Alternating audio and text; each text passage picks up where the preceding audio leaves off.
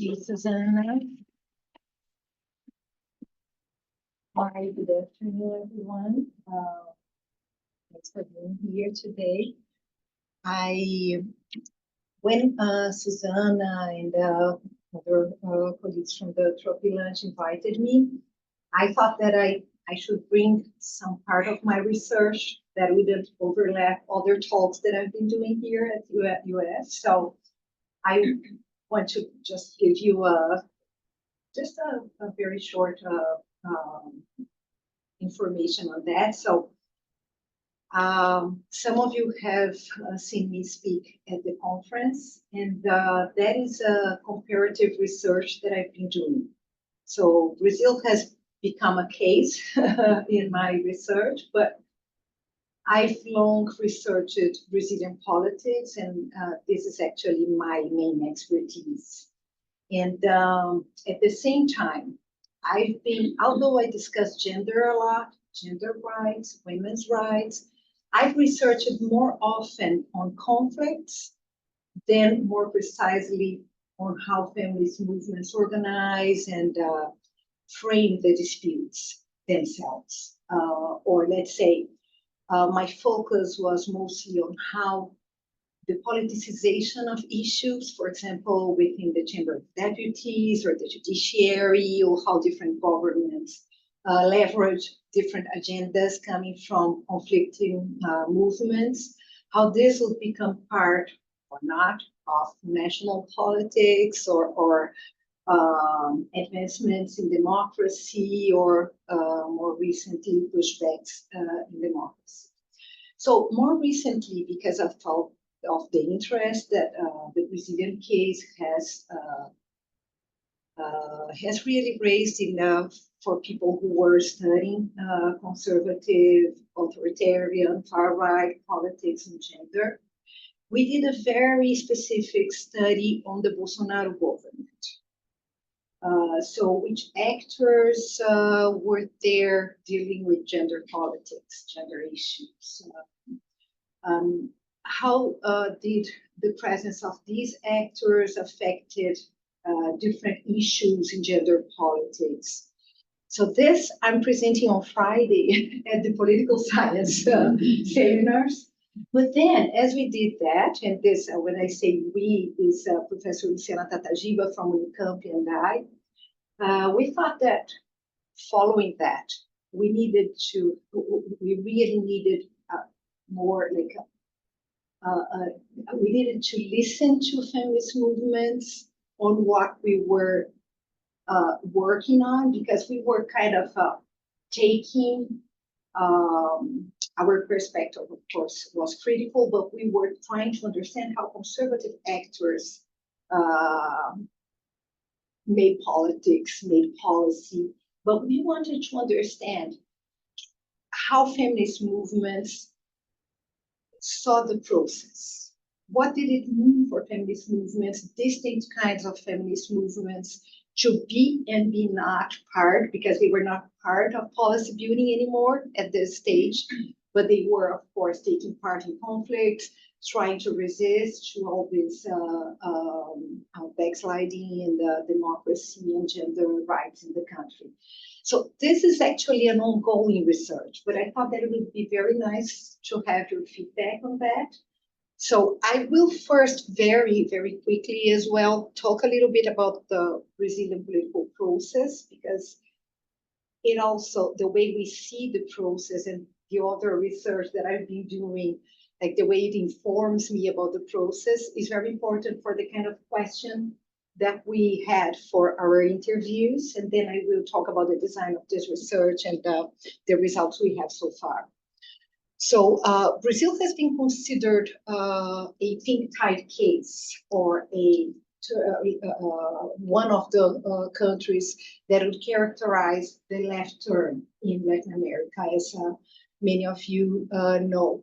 But when it comes to discussing gender rights, gender politics, this is a case that comparative research has found to be a transformative case. So there's an Argentinian colleague, Ana Laura Gustavo, who has typified different cases, and she said Brazil is a transformative case. And other comparative studies have also come up with the Brazilian case as a case of success for feminist movements in their advocacy for gender rights. So why? So the main variables that are generally considered are the fact that we had a national mechanism of policy for women that had some capacity in terms of bureaucracy, bureaucratic capacity, and in terms of budget, if compared to others. It's not that we had that much of a budget, right? But compared to others in different countries in the region during the pink tide, during the turn to the left. And because there were also some kinds of coordination with other areas in government that made it possible to really have policy that was cross-sectoral. So this was also something that was considered. Also, because the participatory kind of democracy that Brazil had actually included in its constitution of 1988 had become more vibrant during the Workers' Party government. And what meant that feminist movements, as well as other movements in the scope of the area of human rights, they had more channels to leverage their agendas, and they had new possibilities to connect civil society organizations to the state. Like these channels had to do not only with having new areas, new institutional participatory arenas at work, but also having channels that ended up redefining these connections between civil society and the state.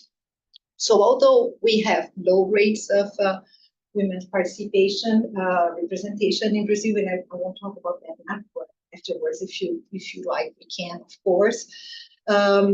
There was this contrast. So we did have a kind of agency and participation that channeled these interests.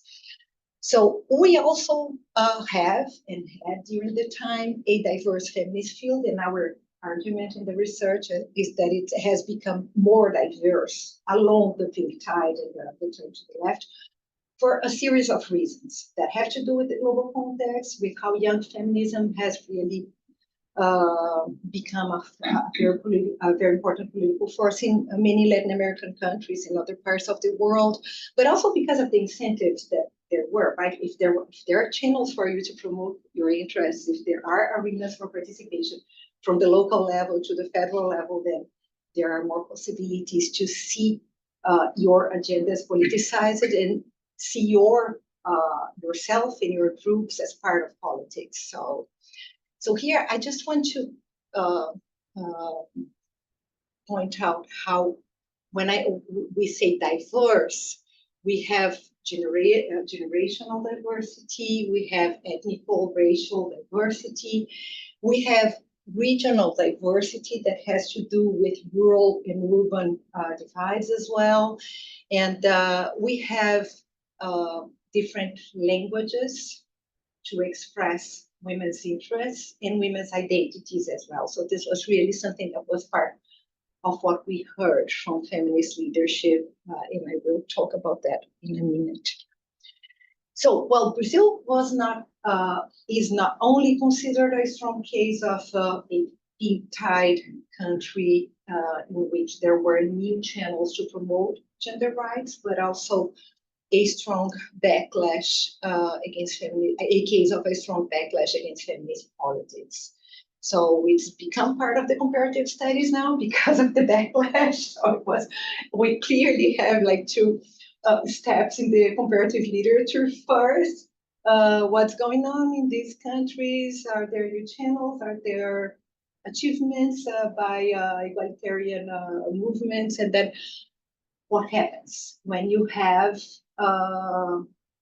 and that's why Brazil has become quite a singular case when you in Latin America, when you have not only a new right or a far right as we now have, but a far right government that is explicitly hostile to feminist and human rights movement. So this was And I'm saying that it's singular, but it's not that the fact that we had a far-right government or the fact that it's hostile against gender equality and human rights is the singularity, but the fact that we had this context and then had the election of a far-right government,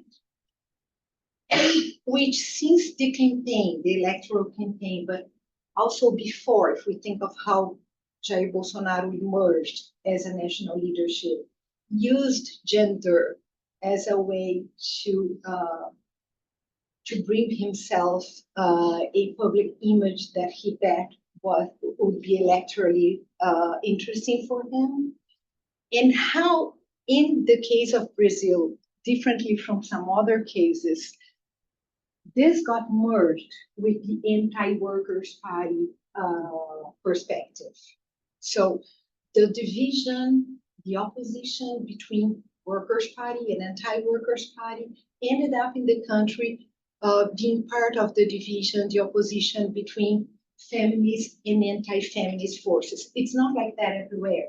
So I'm working on a comparative study considering Peru and Brazil with a Peruvian professor, Stephanie Rousseau. And one of the things that we find interesting is that in Peru, you have anti-gender as anti-gender ideology, anti-gender campaigns, anti-genderism as part of political leaders and political parties in different ideological positions.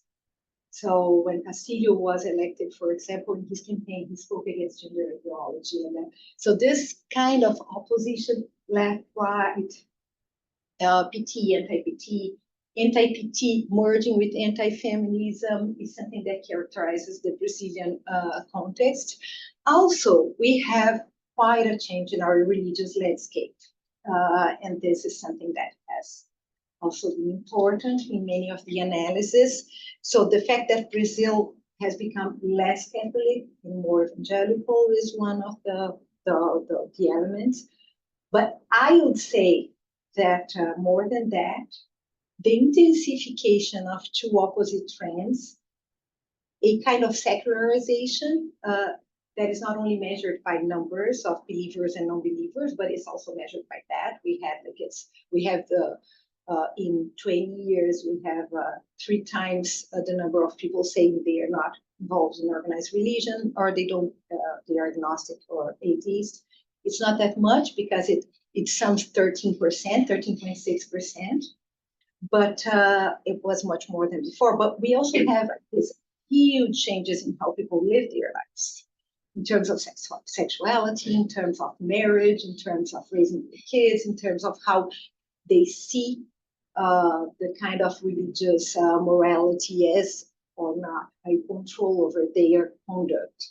So this kind of secularization coincide with an intensification of the importance of religious communities for many people in the country. And that's where evangelical churches come to the scene, because when we look at the data that we have, evangelical believers, they are more committed in terms of in very practical terms. So they go more to their churches, their communities of faith are their communities of friendship and business, and in very strong ways. So this means that there was a potential for shared perspectives, shared narratives. So this is one important thing. But also, conservative religious leaders in Brazil, they have really brought gender conflicts as part of their public identity and their alliances with the far right. So this is important also for my research and our research. So this is just some images of what is there when we talk about political polarization and cleavages around gender and religion. So it's not only religion, it's not only feminism, it's the kind of conflict that has really come up as a political, electoral conflict. So just some of you might have seen this image. It has been famous or infamous maybe This is when Judith Butler went to São Paulo in November 2017 to give a lecture, which was not on gender. This is interesting. It was on global democracy, and the book she was launching had nothing to do with gender, like directly. It's interesting, but then a Spanish ultra radical Catholic organization, which is called Aste Hoy, and which has a subsidiary called Citizen Go that does like organized protests and signatures, for example, to impede a talk or something like that. So they started mobilizing around Butler's talk, and it was interesting how people showed up, and they showed up in very violent kinds of protest. She was afterwards attacked in the airport with her partner, Wendy Brown. It was terrible. But this here is interesting because she was burned as a witch, as you see. But right beside her, there is Fernando Cardoso. And it's like, what? and behind it, you can't see very well here, but this is George Soros. There is there. So the Open Society, the idea that there is this national foreign connection that is promoting gender perspectives. And so Bolsonaro really identified himself with this religious conservative alliance in politics. And at the same time, women were the ones promoting the main protests against him. And feminist movements have a role in denouncing him as a far-right, misogynistic, violent kind of politician. So this context of narratives and disputing frameworks was very important is very important to understand also his far-right government.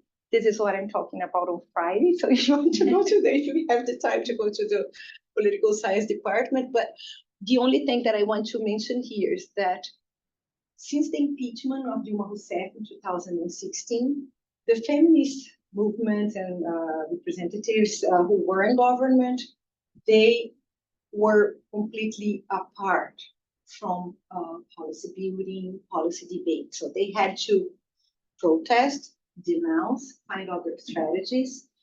But between 2016 and 2018, and the victory of Bolsonaro in 2018, it was not as clear as it would become here, because Temer would not define his government as an anti-feminist, pro-family. As if you remember, Bolsonaro, in his very, very short inaugural speech of 8 minutes, he said that one of his main objectives was to combat gender ideology and political correctness and promote the majoritarian Christian values in Brazil. So this was a different moment because, and then we, in our research about the actors, what we say is that there was a heterogeneous alliances, but there was no voice there saying, hey, women's rights matter or LGBT rights matters or this kind of, because in an article that is coming out now very soon, we say that during the PT government, it was also heterogeneous. Many of these actors here, they were actually there, part of the alliance in Congress. But what we say is, just as to illustrate that, is that in the next door room, there were feminist leaders, there were human rights leaders, so it was very conflictive. It was hard to achieve things, but it was more plural. So this anti-feminist convergent alliance meant that now these feminist voices were not part of government, part of institutional arenas. So where were the feminist movements and how did our feminist leadership see and resist to that? How do they see this political process I've been talking about from my research and others, of course. So this specific research that as I mentioned, is a current research, it's an ongoing, research, is mostly based in interviews. So we've done this 20 interviews and we are now expanding it. The idea is to have others But these 20 are, we see them as very representative of the diversity of feminisms. So we consider diverse in terms of issues, racial, ethnic, sexuality, and regional. Not only the person, not only the identities of the leadership, but the organizations they are part of. Older and newer organizations. We wanted to interview people who had been, whose organizations had been somehow part of the participatory arenas during the PT government or even the state in more like strict ways, but also newer ones for whom the PT government, well, some of them were children during the PT government. And so we have this variation in age. And here, of course, it's just like glimpse of the kind of questions we are doing. It's not the questions, but the axes we had. So we wanted to understand how they see the political process, how they see changes, even now with Lula elected. How did these changes affect them in the organizations, and how they see the feminist field in Brazil?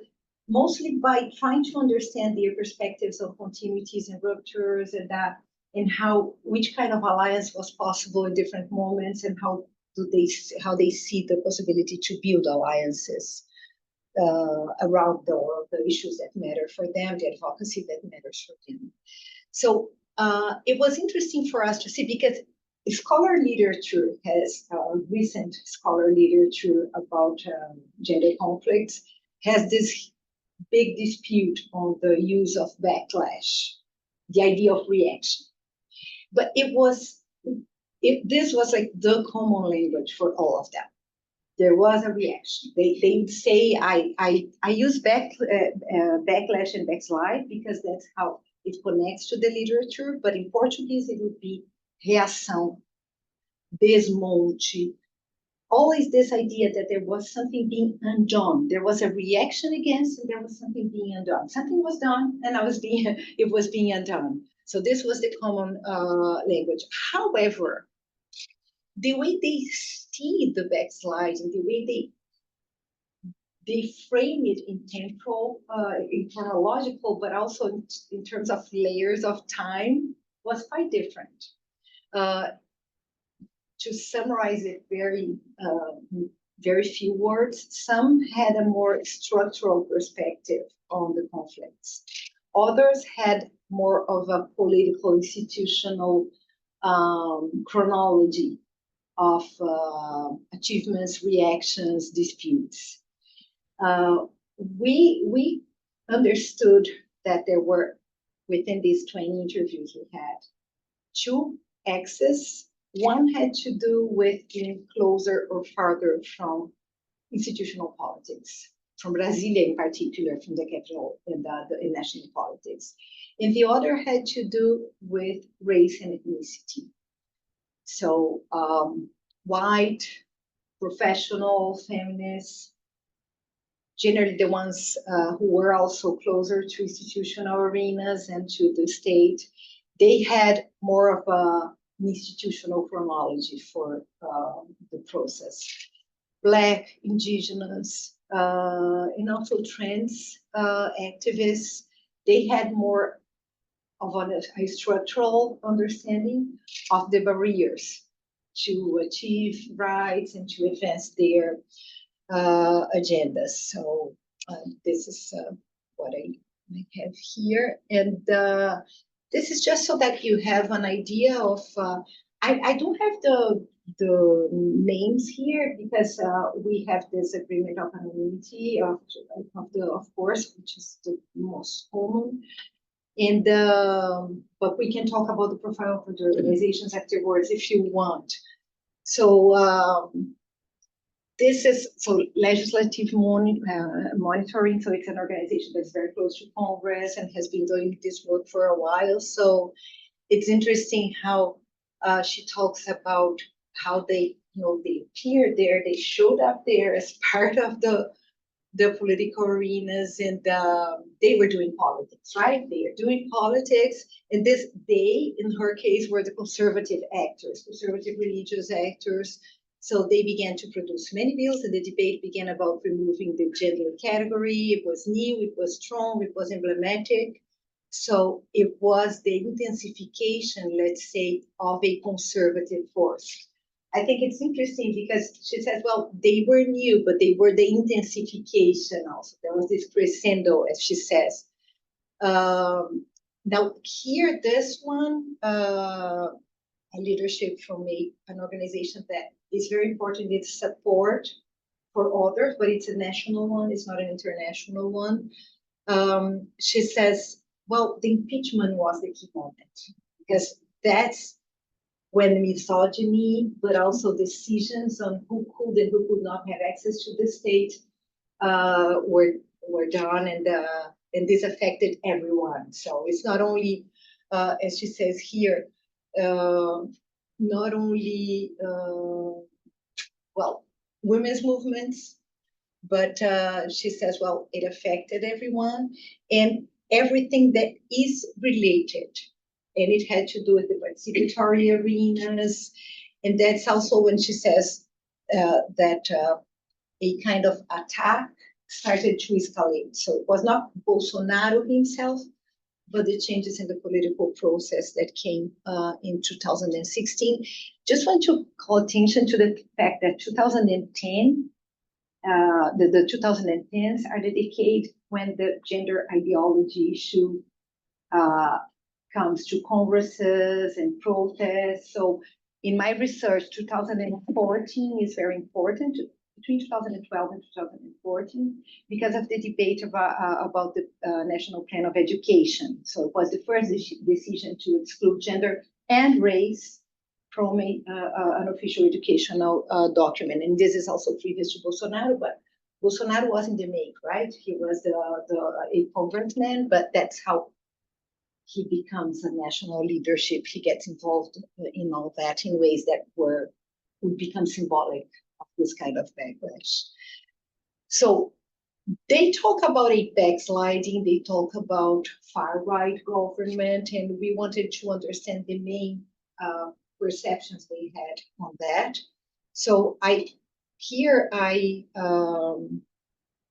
summarize them in two axes.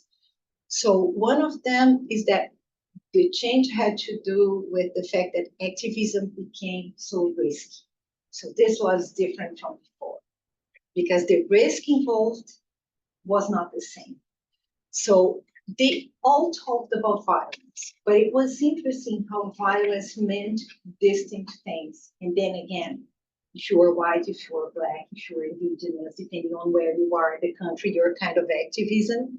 So they would talk about physical integrity, especially if they were black, indigenous, and trans women, and they would talk about being threatened and psychological effects, especially if they were involved in advocating for reproductive rights, or if they were very visible as politicians or those who have like high profiles on the internet. And so we have this different kind of understanding of what was going on in terms of the violence that could reach activists.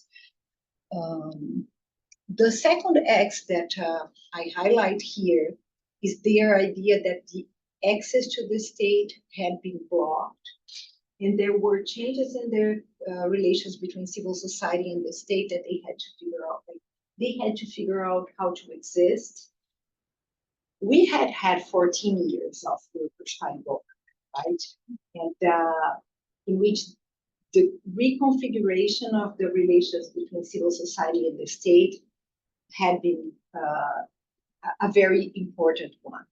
And again, that doesn't, I'm not romanticizing that. I'm not saying, oh, because it was reconfigured, they achieved so much. You know, there were achievements, there were not. Maybe they were actually quite limited if we consider the kind of reconfiguration that was there, because there were other interests, because the participation of civil society, if we can think of groups that are not the ones we generally identify very quickly as civil society, but for example, the landowners, the ones that had interest in the religious television and radio, and that they were also there as civil society, right? So it was plural and it was asymmetric. So feminist, LGBT movements, anti-racist movements, they didn't have the same position, the same strength, power in terms of influence over the government. But still, there was participation, there was the possibility to influence from the inside of the governmental coalition. Now, what they say is there's the closure of state arenas to feminist participation, and this is 2016. I should have put the date here. But then the crescendo in the hostility, and then they really connect these two big issues: the dismantling of policy and the COVID-19 pandemic. So these two, they say they pose the biggest challenges for human rights movements and feminist movements in particular. And here, when I talk about hostility, when I talk about the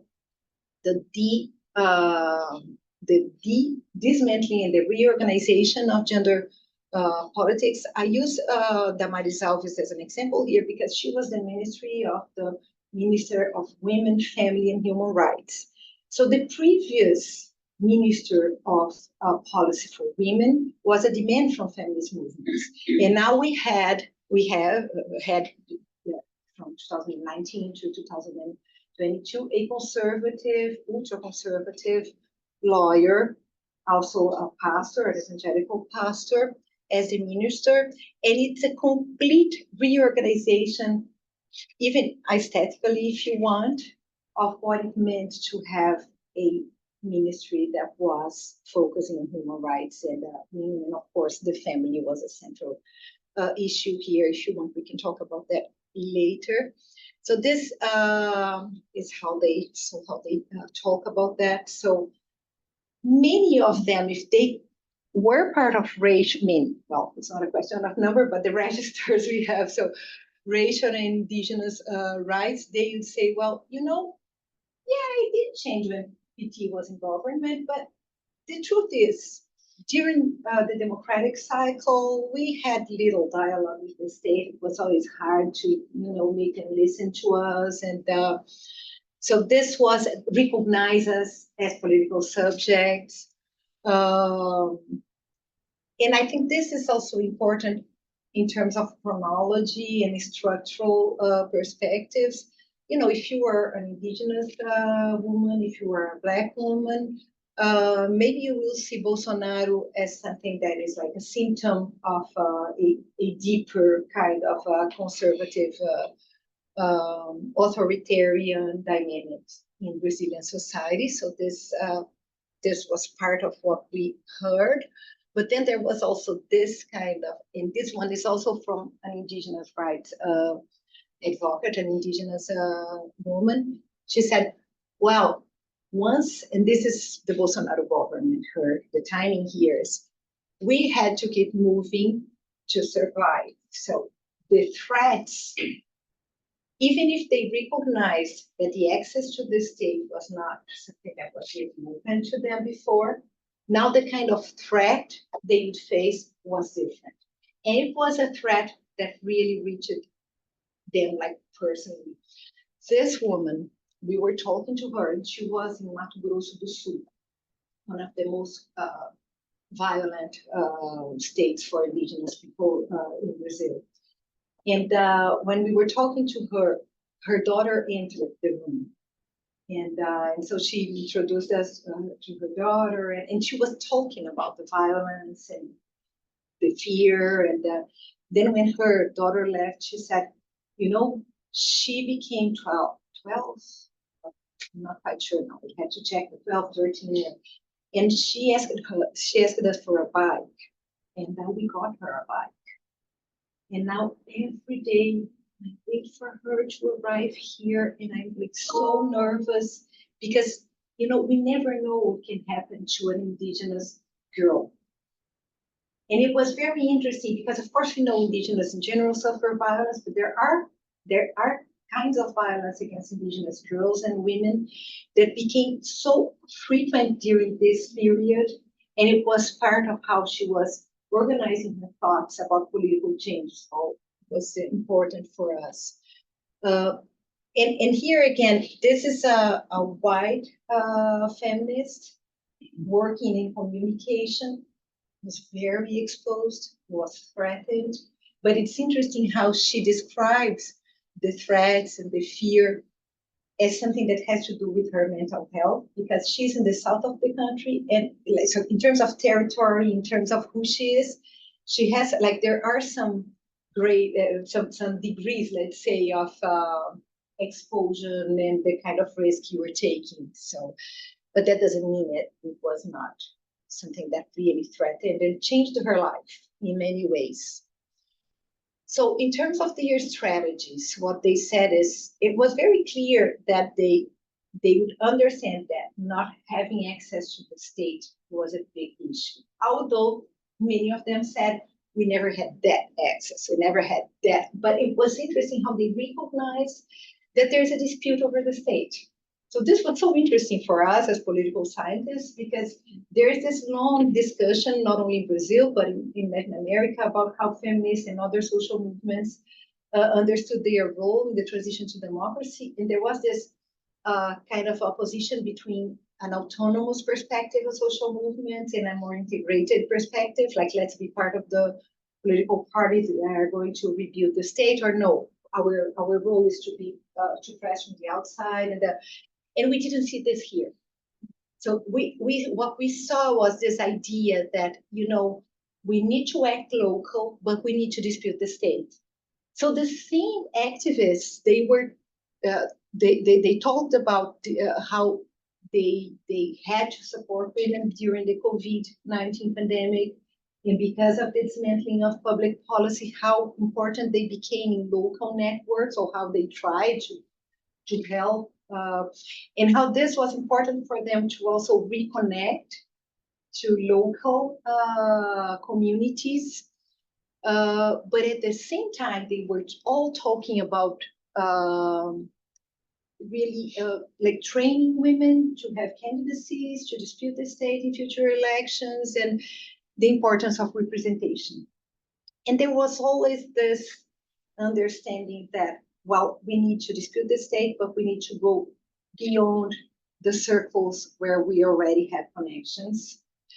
And also during the Bolsonaro government, many of them mentioned the need to recur to international networks and to denounce, international courts, and the judicialization of threats against rights as an important thing. And I just have to recall very quickly that the Brazilian Constitutional Court really aligned for basic human rights in terms of individual rights, aligned with the social movements. Not like in terms, for example, there were changes in labor rights, and some of them talk about that. Everything is more difficult. Informality now is greater than before. But in terms of basic individual rights, the judicialization was very effective in many ways. So it, for example, blocked the censorship on gender in many moments. It blocked some attempts to backsliding rights, LGBT rights, for example.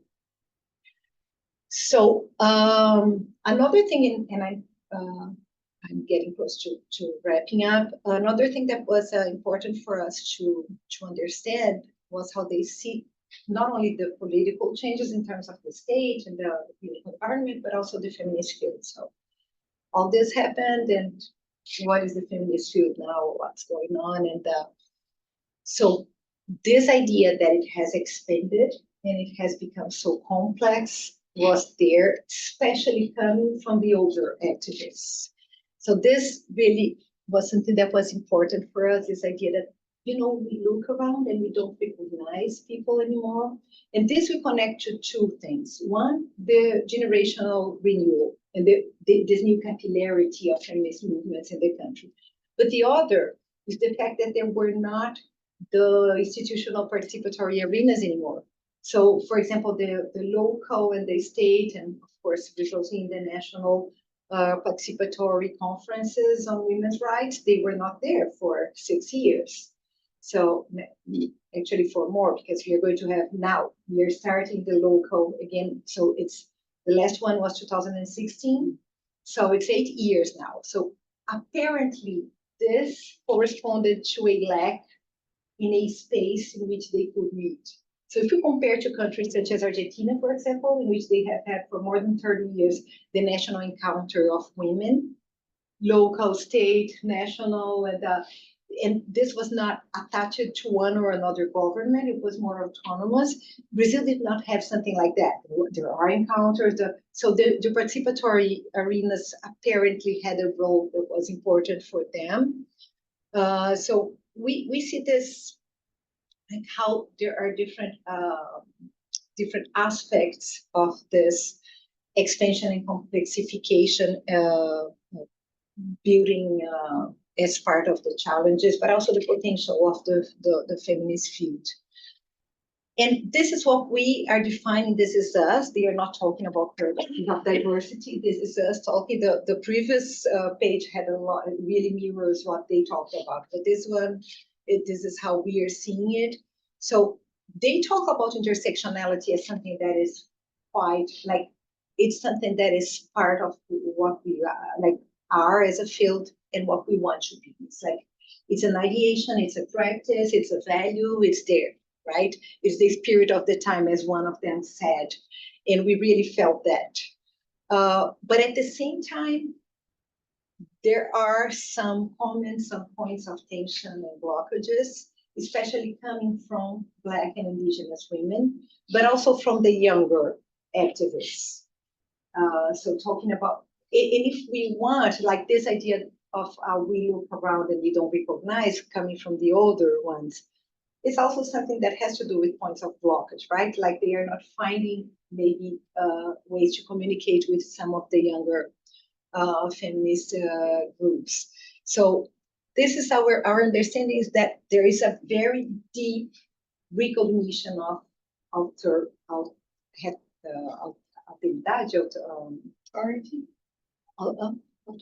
no, alteridade, of otherness, variety. I don't know if there's a better term, but there's like this deep recognition that we are many, we are different, we are diverse, and we do have diverse problems. But at the same time, as we say here in political terms, building a coalition requires more than that. So recognition is there, solidarity is there. During the COVID pandemic, it was very clear, but how does this expand to become collective action, to become like greater, broader coalition? This is not that clear. And for us, it appears that during the Bolsonaro government, because there was like a common enemy, in a way, it was easier to build this than it would become later. And just to finish, so this has a lot to do with something that they mentioned. How do we talk to people in this complex scenario, polarized scenario, in which religion is so present, in which the feminist field is so complex, is so diverse. So they, what they brought had always to do with these different needs. So feminism has become so almost pervasive in Brazilian society. It's very capillary, it's very present. So the coletivas of young girls are in every school. Like, I wouldn't be able to say how many coletivas there are in my own institute, the Institute of Political Science of the University of Brasilia. The university is like, it's really become something that is part, and I know there are Brazilians here in your universities, probably you have the same experience. And so, but at the same time, the attacks have escalated. So, for example, speaking out for abortion rights became more common and more risky. So this, they are dealing with this. How do we communicate in this kind of environment, right? And at the same time, because they have this recent experience of violence, and maybe the case of Marielle Franco is like what illustrates like the edge of this kind of violence as a Black activist. And now we know that it had to do with territories and the militia. And so for many of them, this escalation is quite a problem. Should I expose myself? Should I really become a politician? So I want women to become a politician, but should I really stimulate them under this kind of environment? And at the same time, the hyper connection as an issue, because feminism might be everywhere, but maybe not lasting in time in terms of how organizations function, right? And for social movements theory, for example, duration in time is lasting is such an important thing, because but this is also a new scenario. And this just a word on this before I finish. This is something that I will discuss on Friday as well. So this new politics of translation, as we are talking, because feminism has become so capillary and so crucial in terms of political disputes everywhere. Gender disputes are part of the disputes in so many countries. We can see like different reorganization of the conflicts in terms of how feminist achievements are recognized. For example, the issue of violence is one that has been recognized by like the far right in Brazil. We have to combat violence against women. But what they did like they translated it into the idea of protecting and strengthening the family, because this would reduce violence. On the other hand, abortion, for example, and trans issues, gender identity have escalated in terms of conflict. And so this, what we are trying to understand is different politics of translation. They also bring challenges to communicate, especially in countries where the social political environment has become so polarized. So just some brief conclusions, very descriptive in this case. So we see a mature feminist field, a very diverse feminist field, mature in terms of how we were so impressed with some of the young activists, how they recognize, for example, how you litigate and like how the judiciary can be strategically used and everything. They have it in communication as well. They have this kind of very interesting knowledge that comes from previous activism and from analysis of the achievements and the blockages to their agendas. This seemed very interesting for us, as I mentioned before, like this idea that autonomy goes hand in hand with representation, institutional representation, and also the fact that they understand that although the election of a far-right government, especially in the case of Brazil, an openly anti-feminist government, was a big problem, but they see very clearly the kind of problem that is part of democratic pluralism, how coalitions work, and how they end up being like second in terms of, or third or fourth in terms of how the relevance of their agendas is seen even by center-left governments or by governments formed by parties that have a long history of connections with social movements. So thank you, and I'm open if you have any questions.